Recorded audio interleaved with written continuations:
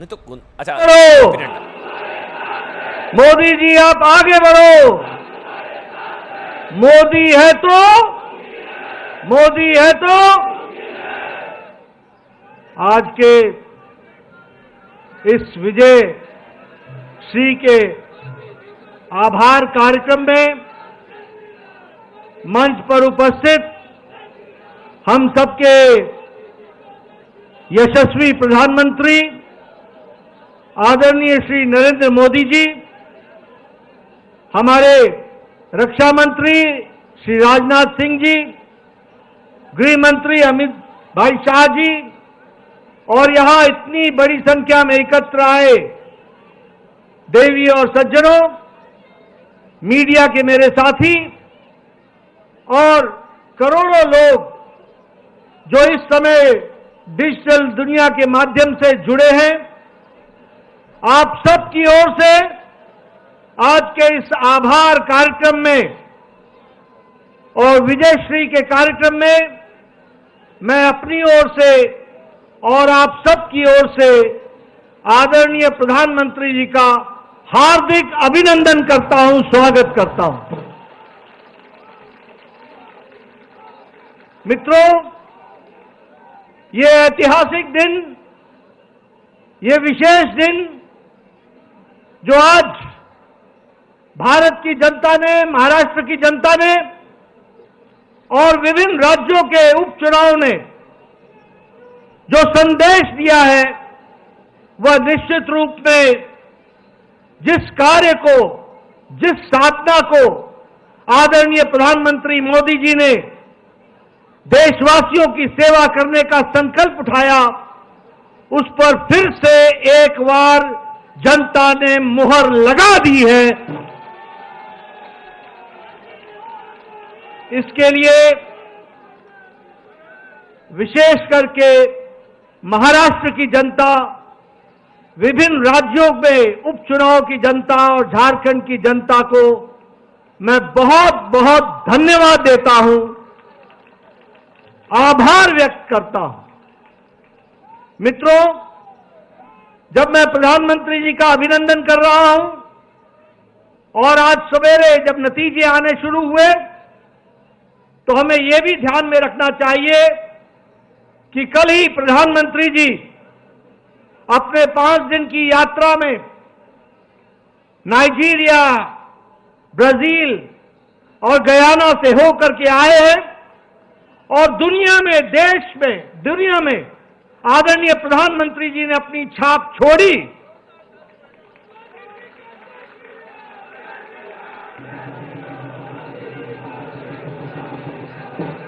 और आप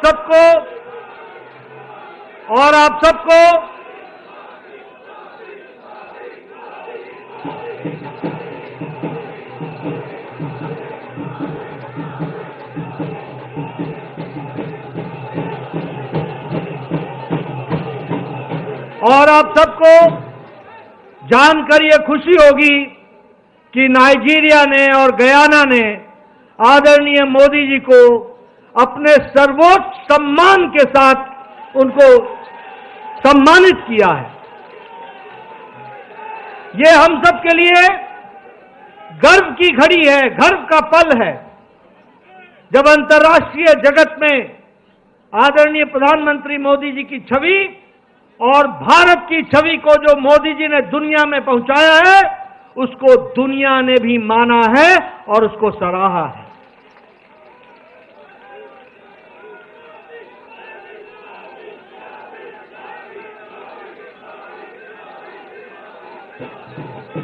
मित्रों, ये जो जीत पिछले आज के दिन महाराष्ट्र में मिली, उपचुनाव में मिली और पिछले दिनों जो हरियाणा में मिली, उसने ये तय कर दिया कि जिस बात को प्रधानमंत्री जी ने रखा, विकासवाद, गांव, गरीब, वंचित, पीड़ित, शोषित, दलित, महिला, युवा, किसान, इनको मुख्य धारा में शामिल करके आगे देश को ले जाना है, इस पर फिर से जनता ने मुहर लगा दी है। ये भी हमको ध्यान में रखना। मित्रों, यह चुनाव इस बात का भी संदेश देता है कि जो लोग समाज को बांटने में लगे थे, बंटने और बटाने में लगे हुए थे, जो लोग गुमराह करने में लगे हुए थे, उनको मुंह की खानी पड़ी है और प्रधानमंत्री जी का विकासवाद इसको फिर से देश ने सराहा है। कुछ दिनों से ये इंडी अलायंस को भ्रम पैदा हो गया था कि वह जनता को संविधान के नाम पर, जाति के नाम पर, धर्म के नाम पर, तुष्टीकरण के नाम पर बांट करके वो अपना उल्लू सीधा करेंगे, वह सत्ता पर काबिज होंगे, वो सत्ता के नजदीक पहुंचेंगे। ये भ्रम पैदा हो गया था। इस चुनाव ने और हरियाणा के चुनाव ने उनको जवाब दे दिया है और फिर से मैं कहूंगा कि प्रधानमंत्री मोदी जी की नीतियों को मुहर लगाई है। यह भी हमको ध्यान रखना।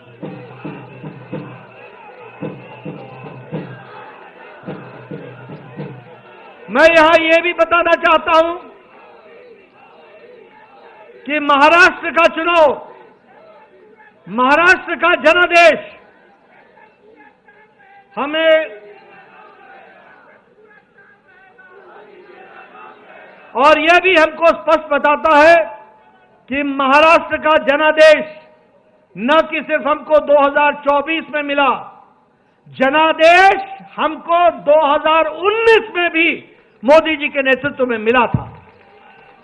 लेकिन उस समय उद्धव ठाकरे जी की सत्ता के प्रति लोलुपता, मोह और अवसरवादिता ने उस समय पीछे धोखा देकर उस जनादेश का निरादर किया था।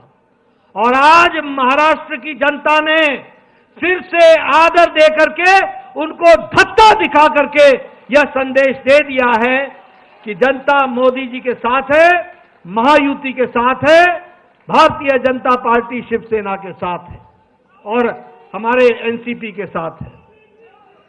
मित्रों, आंकड़े ये भी बताते हैं कि अगाड़ी को, ये जो महाअगाड़ी थी, इसको भी संदेश दे दिया है। और जब मैं संदेश देने की बात कहता हूं तो मुझे कांग्रेस के बारे में प्रधानमंत्री जी ने कहा था लोकसभा के चुनाव के पश्चात कि ये परजीवी पार्टी है, ये बेल की तरह, लता की तरह किसी के साथ चिपक जाती है और जिसके साथ चिपकती है उसको भी सुखा देती है।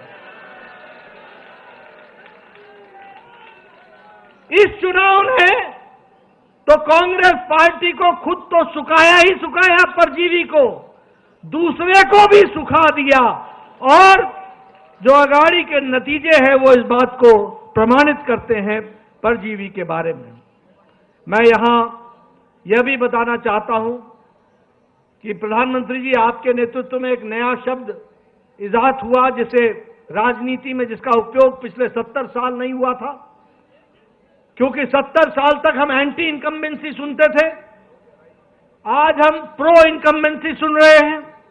और जब हम प्रो इनकम्बेंसी की बात कहते हैं तो गुजरात में 3 दशक तक कमल खिला है, कमल खिला है, कमल खिला है। मध्य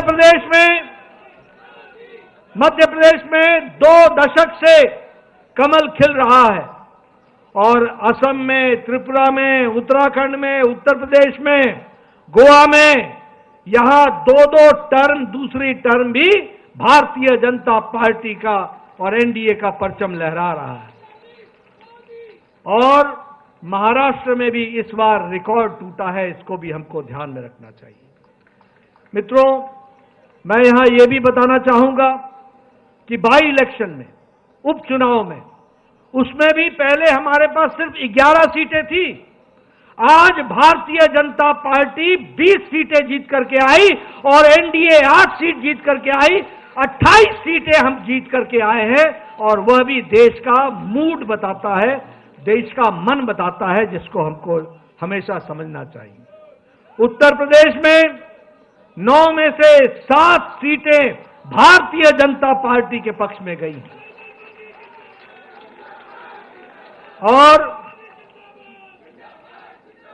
कुंदरकी की सीट पहली बार भारतीय जनता पार्टी जीत करके आई और वहां परचम लहराया है। राजस्थान में हमारे पास 2 सीटें थी एनडीए की, 1 सीट बीजेपी की थी।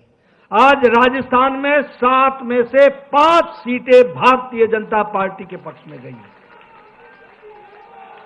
बिहार में नीतीश जी के नेतृत्व में वहां सरकार चल रही है, वहां 4 सीटों पर चुनाव हुआ और चारों की चारों सीटें एनडीए ने जीत ली।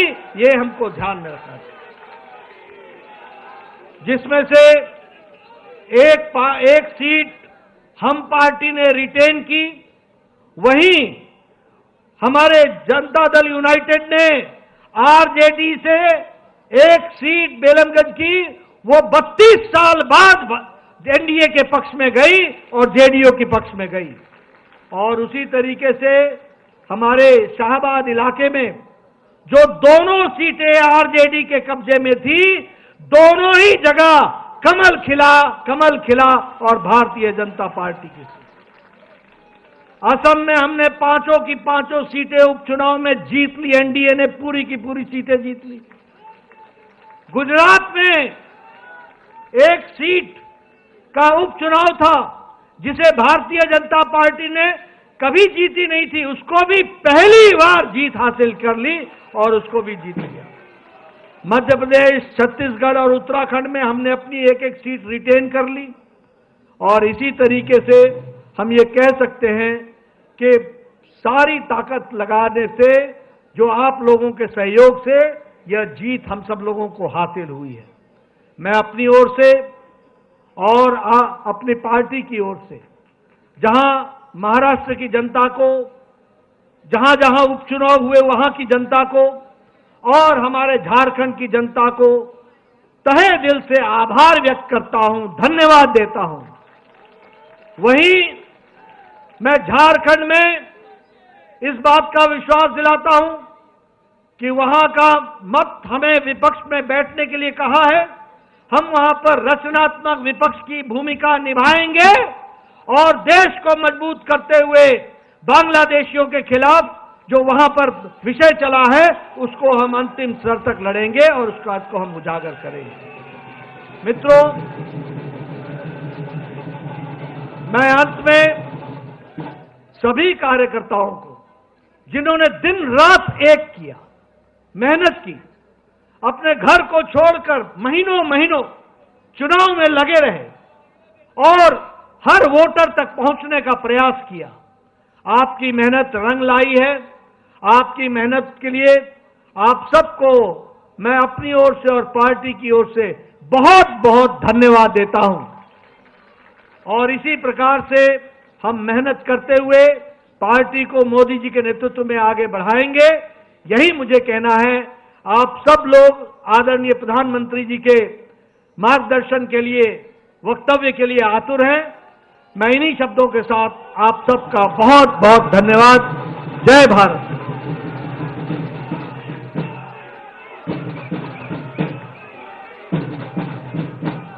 धन्यवाद राष्ट्रीय अध्यक्ष आदरणीय जगत प्रकाश नड्डा जी का।